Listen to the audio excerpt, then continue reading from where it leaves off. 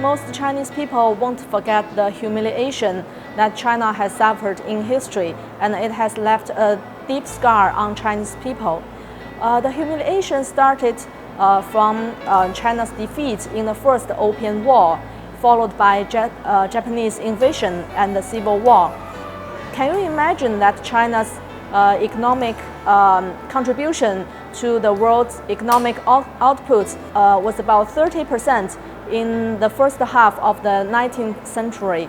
In the 1950s, it only contributed 3% to the world economy. So China wanted to catch up and make up for this gap. The decades' efforts by Chinese leadership, China has ascended to the world's second position. If it wants to continue to rise and play a leading position in the world, it needs a grand notion to motivate its people and unite the country. The fact is that China was the #1 country in the world for so many centuries, and the Chinese dream is to get back to that situation where China is powerful again.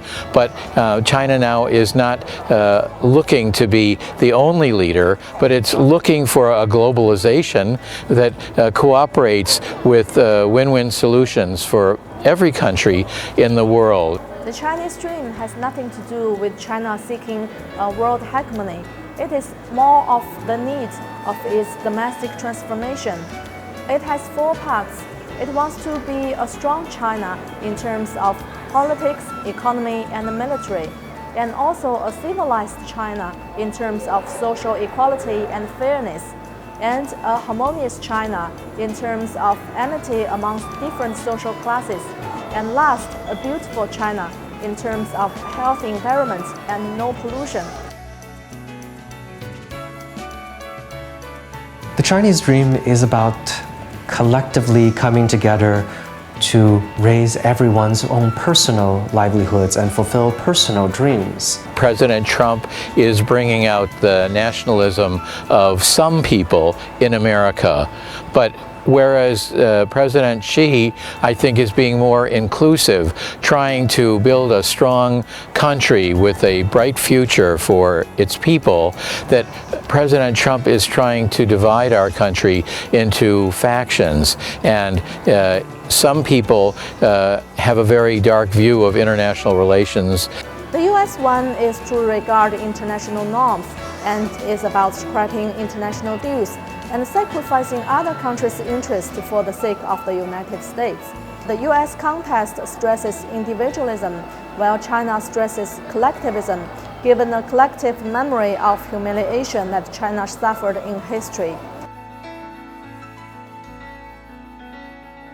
The Belt and Road, because it has to do with lending and building in foreign countries, it might seem quite remote from the Chinese dream, but I see it actually as a manifestation of the dream. These infrastructure projects, they do employ millions of Chinese engineers, technicians, and workers in the past, over the last 40 years, and now currently to get the job done.